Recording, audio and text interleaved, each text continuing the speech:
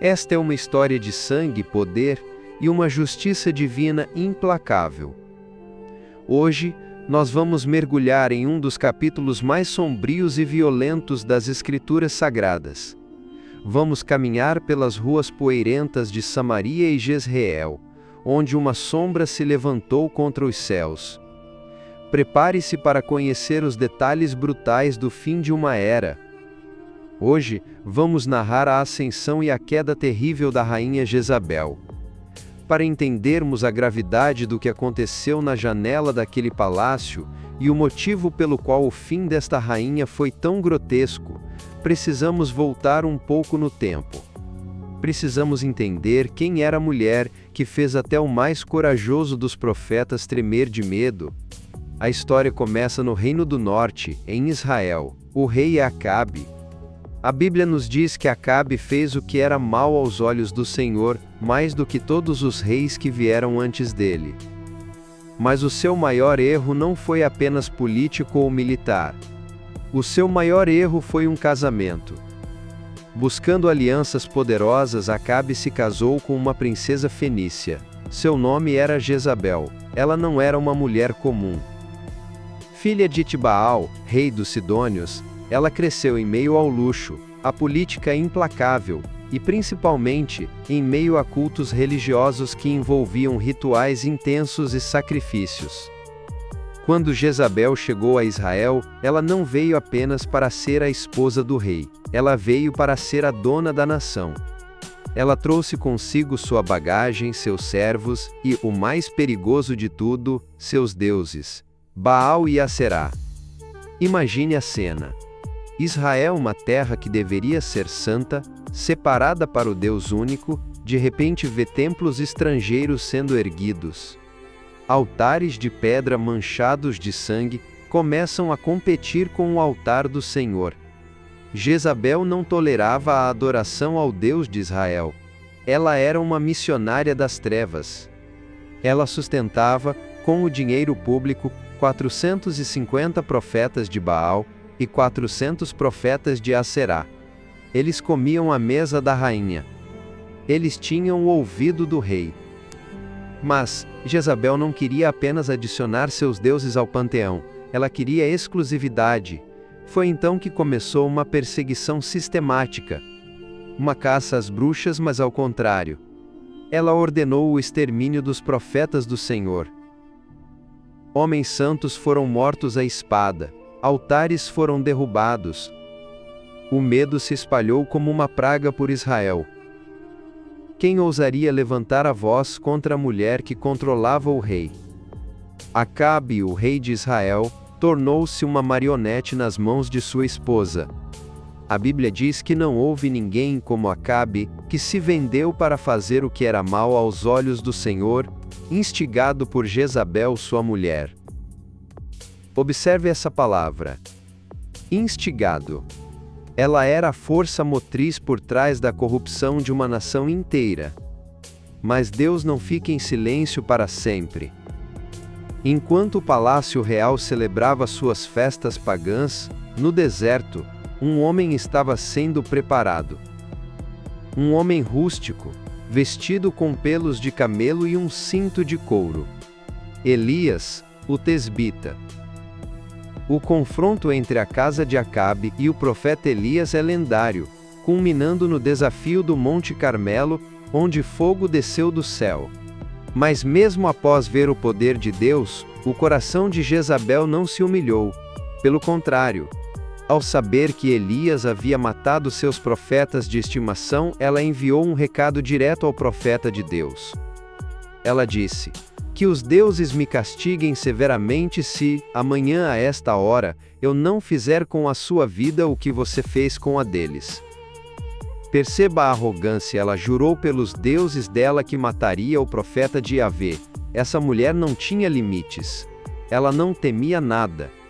E é essa falta de temor, essa certeza de impunidade, que nos leva ao crime que selaria o seu destino para sempre. O caso da vinha de Nabote. É aqui que a verdadeira natureza maligna de Jezabel se revela. Não apenas como uma idólatra, mas como uma assassina fria e calculista. Havia um homem chamado Nabote, que possuía uma vinha em Jezreel. Essa vinha ficava convenientemente ao lado do palácio do rei Acabe. O rei olhou para aquela terra e a desejou. Ele queria transformar a herança ancestral de Nabote em uma horta pessoal. Acabe ofereceu dinheiro, ofereceu outra vinha, mas Nabote, um homem fiel à lei de Moisés, recusou.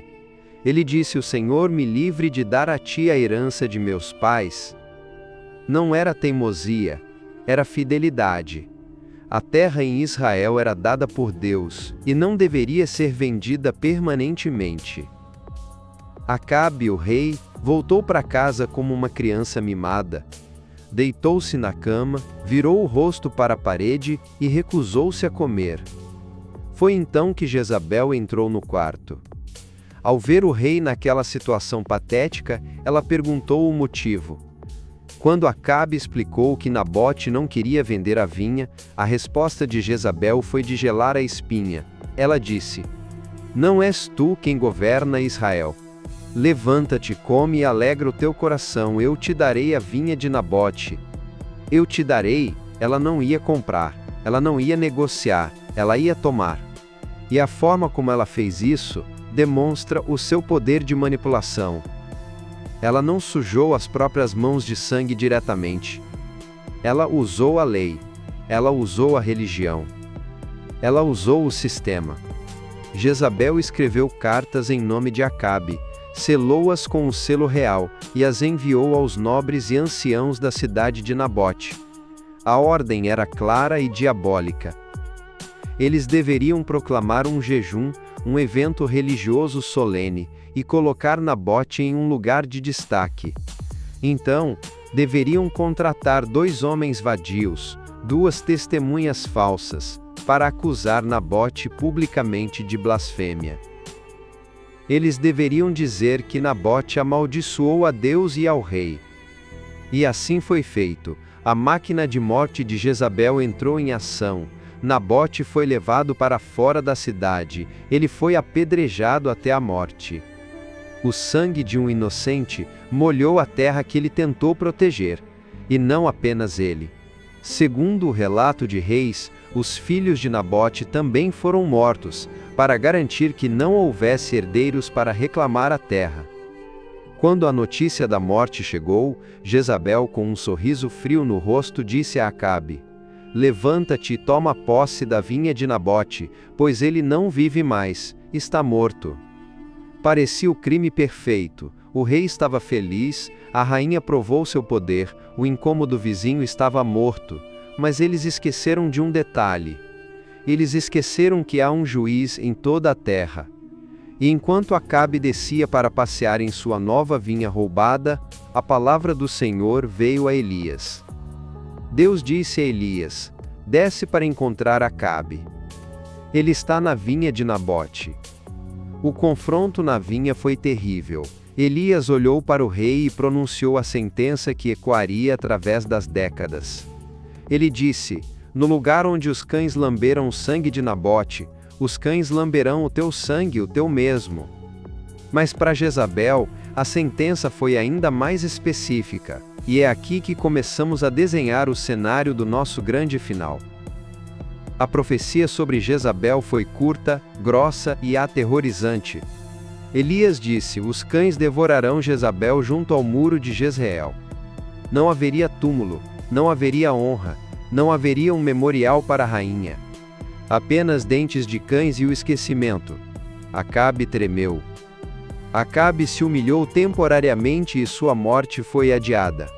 Ele morreu em batalha, anos depois. Mas Jezabel? Jezabel continuou viva. Ela continuou reinando como rainha-mãe. Anos se passaram. Parecia que Deus havia esquecido. Parecia que a profecia de Elias tinha falhado. Mas o relógio divino não atrasa. A justiça estava apenas sendo preparada, e o instrumento dessa justiça não seria um profeta, mas um general louco, um homem com sangue nos olhos chamado Jeú. O tempo passou. O rei Acabe, marido de Jezabel, morreu em batalha, atingido por uma flecha perdida, exatamente como os profetas haviam alertado. Mas a estrutura de poder que ele e Jezabel construíram continuava intacta. No trono de Israel agora sentava-se Jorão, filho de Jezabel. E, nas sombras, exercendo o verdadeiro poder como rainha-mãe, estava ela. Jezabel ainda estava lá. Muitos em Israel deviam pensar que Deus havia esquecido. O sangue de Nabote continuava clamando da terra, mas os assassinos continuavam no palácio, bebendo vinho e adorando a Baal. Mas o silêncio de Deus não é esquecimento. O silêncio de Deus é paciência antes do juízo. Elias, o grande profeta, foi levado aos céus num redemoinho. Em seu lugar ficou Eliseu. E Eliseu sabia que tinha uma missão pendente. Havia um frasco de azeite guardado para um propósito específico. A dinastia de Onri, a casa de Acabe e Jezabel, precisava ser arrancada pela raiz. E para um trabalho sujo e sangrento como esse, Deus não escolheria um homem suave. Deus escolheria um homem de guerra. Seu nome era Jeú. Jeú não era um sacerdote, ele era um comandante do exército. Um homem rude, violento, respeitado pelos soldados e temido pelos inimigos. Ele estava na fronteira, em Ramote-Gileade, protegendo Israel contra os sírios. O cenário era de guerra, poeira e tensão. Foi nesse ambiente hostil que um jovem profeta enviado por Eliseu chegou correndo. Ele tinha ordens estritas: encontrar Jeú, levá-lo para uma sala secreta, ungí-lo e fugir imediatamente sem olhar para trás. O jovem encontrou Jeú sentado com seus capitães. Ele disse: "Tenho uma palavra para ti, ó capitão." Jeú levantou-se e entrou na casa. O jovem profeta derramou o azeite sobre a cabeça daquele general calejado e repetiu as palavras divinas que selariam o destino de uma nação. Ele disse: "Assim diz o Senhor Deus de Israel, eu te ungi rei sobre o povo do Senhor.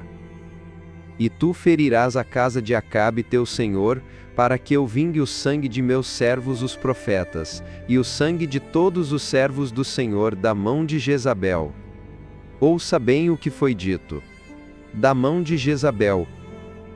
O alvo principal não era o rei atual. Era a rainha-mãe.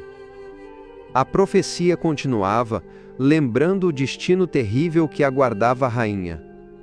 Os cães comerão Jezabel no pedaço de campo de Jezreel, e não haverá quem a enterre. Assim que disse isso, o jovem abriu a porta e fugiu, como se a própria mensagem fosse perigosa demais para ficar perto.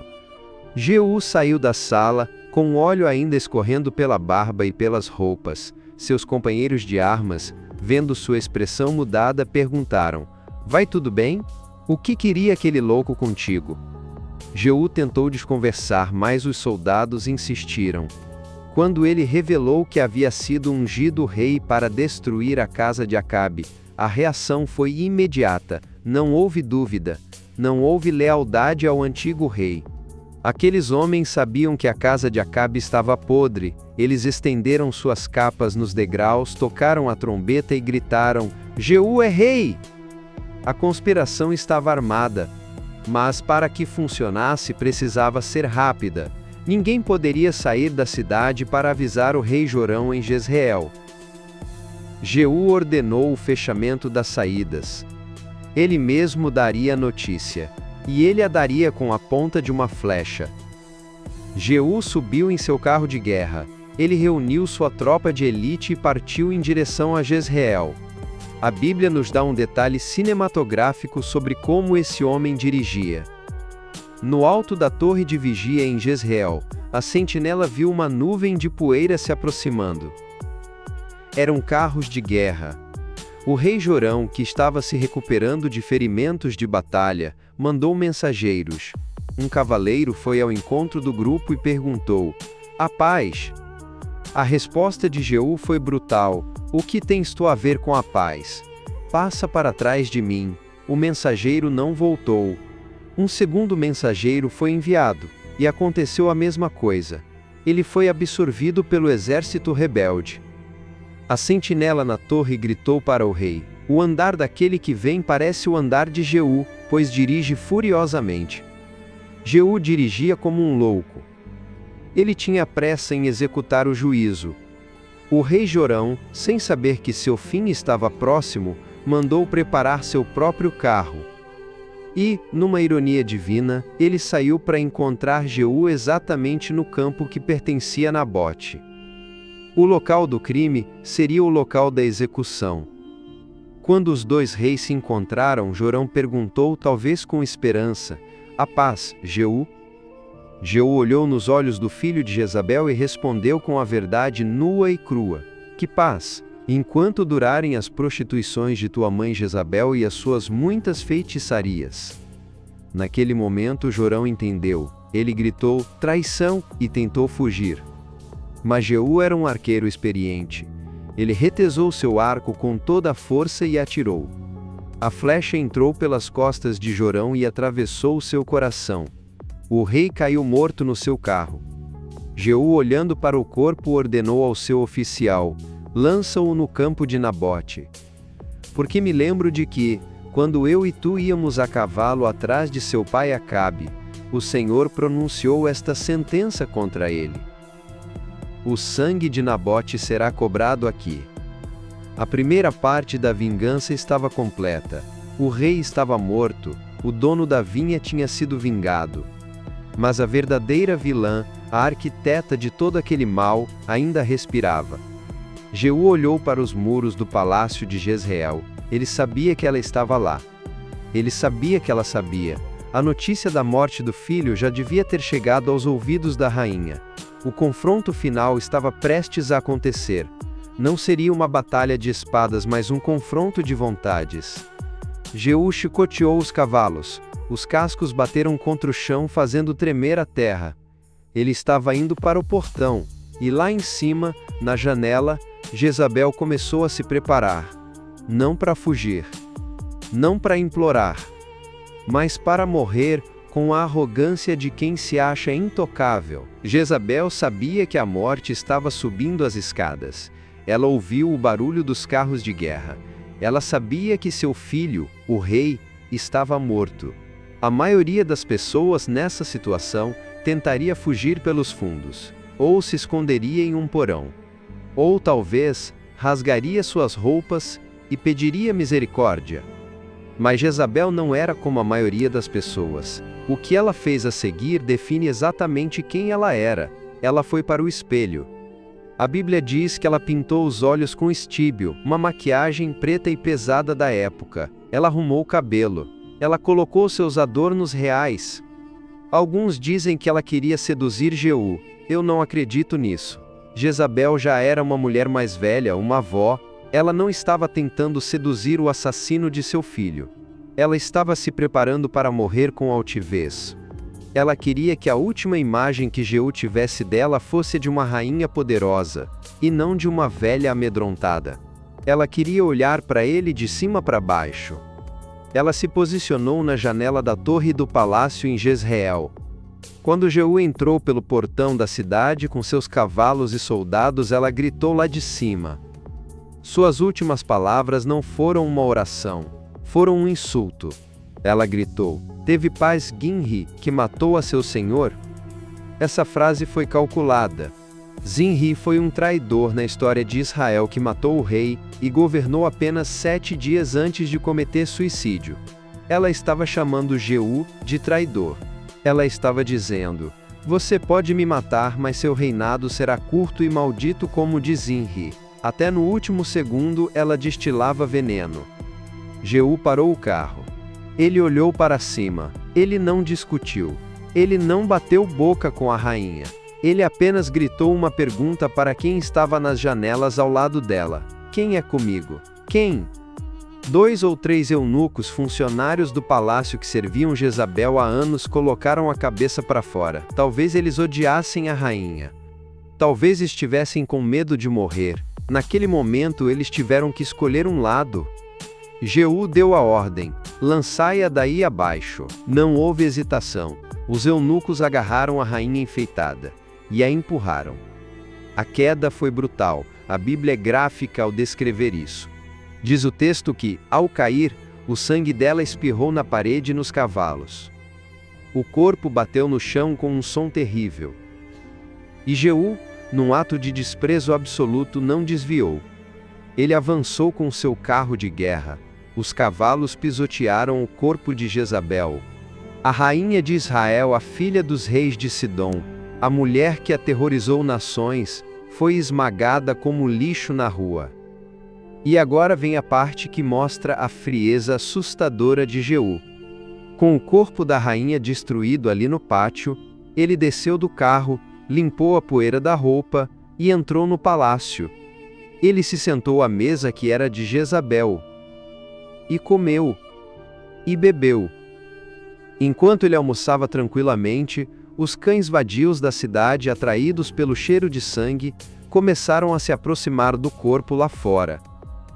Depois de comer, talvez sentindo uma pontada de consciência ao protocolo real, Jeú deu uma ordem aos seus servos: e de ver aquela maldita, e sepultai-a, porque é filha de rei. Afinal ela era realeza, ela merecia um enterro, mesmo sendo quem era. Os servos pegaram as pás e saíram para recolher o corpo. Mas quando chegaram ao local da queda, pararam em choque. O corpo havia sumido. Eles procuraram entre as pedras, mas só encontraram 3 coisas: a caveira, os pés e as palmas das mãos. Todo o resto, a carne, a pele, os órgãos, tudo havia sido devorado pelos cães. Em questão de minutos, Jezabel desapareceu no estômago das feras. Os servos voltaram correndo, pálidos, para contar a Jeú. Quando Jeú ouviu o relato, ele não ficou surpreso.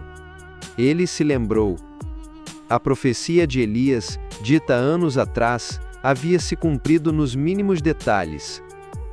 Jeú disse: "Esta é a palavra do Senhor, que falou pelo ministério de Elias, o tesbita seu servo, dizendo: no campo de Jezreel, os cães comerão a carne de Jezabel. E o cadáver de Jezabel será como esterco sobre o campo de Jezreel, de modo que não se possa dizer: esta é Jezabel. Ninguém poderia fazer um túmulo para ela. Ninguém poderia levar flores para ela. Ela foi apagada da terra. O mal foi consumido. O que restou de Jezebel? Apenas o crânio, os pés e as palmas das mãos." Alguns estudiosos da Bíblia veem nisso uma ironia divina perturbadora. A cabeça que planejou tantas maldades, as mãos que assinaram a sentença de morte de Nabote, e os pés que caminharam com orgulho pelos templos de Baal. Foi só isso que sobrou. A identidade dela, a beleza dela, o corpo que ela tanto adornou, tudo virou comida de cães. A morte de Jezabel não foi apenas um assassinato político, foi um recado. Um recado escrito em sangue nas pedras de Jezreel, para todas as gerações futuras. O recado é simples e aterrorizante: não existe impunidade eterna. Acabe e Jezabel acharam que estavam no controle. Eles manipularam as leis, mataram os inocentes, silenciaram os profetas e roubaram terras.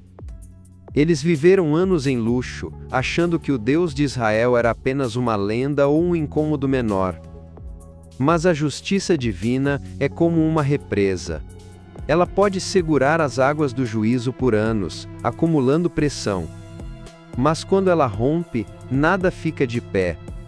A história de Jezabel é uma das mais violentas da Bíblia, mas ela é necessária. Ela nos mostra que Deus é o defensor dos órfãos, das viúvas e dos injustiçados como Nabote. O sangue do inocente clama da terra, e Deus ouve. Jeú reinou em Israel. A casa de Acabe foi exterminada. E o nome de Jezabel tornou-se sinônimo de maldade, lembrado não por sua glória, mas por sua queda vergonhosa. E assim fechamos este capítulo sombrio das Escrituras, uma rainha que viveu pelo poder e morreu sem honra, uma mulher que quis ser deusa, mas acabou como nada. Se essa história te impactou, se você conseguiu visualizar a poeira, o sangue e a justiça implacável de Deus, então nossa missão aqui foi cumprida. A Bíblia está cheia de histórias que não são contadas na escola dominical, histórias cruas e reais sobre a natureza humana e a santidade divina. Eu sou a voz que te guia pelo passado. Se você quer continuar desvendando os mistérios e as histórias mais chocantes da Bíblia, inscreva-se agora no canal. Deixe o seu like se você teve coragem de ouvir até o fim. E me diga nos comentários, qual outra história bíblica você tem coragem de ouvir? A bruxa de Endor? A loucura de Nabucodonosor? Ou o massacre de Jericó? A escolha é sua. Até a próxima história.